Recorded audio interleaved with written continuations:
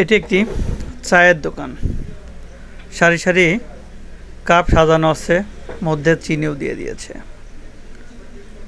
তার সুনিপুণ হাতে এক কাপ চা, যেখানে দীর্ঘ সময় কেটে যায়।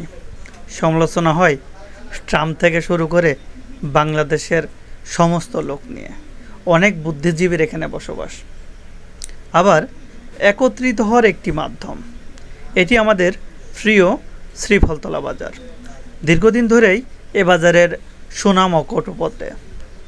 সত্যি বলতে চায়ের দোকান হলেই হবে না, চায়ের দোকানের সেই রুচিসম্মত চা হতে হবে। হ্যাঁ, সেটি হচ্ছে লালটুর ভাইয়ের চায়ের দোকান। অসাধারণ একটি চা বানায় এই লালটু ভাই। পরিষ্কার পরিচ্ছন্নতার দিক থেকে সে সেরা। সত্যিই বলবো, দীর্ঘদিন ধরে তার এই চায়ের দোকানে আমরা বসি। গ্রামের সর্ববয়সী লোকজন এখানে নিয়মিত বসে এবং তারা এক কাপ চা পান করে থাকে। আপনি প্রতিদিন সকাল এবং বিকেল থেকে রাত অবধি এই দোকানে চা পাবেন।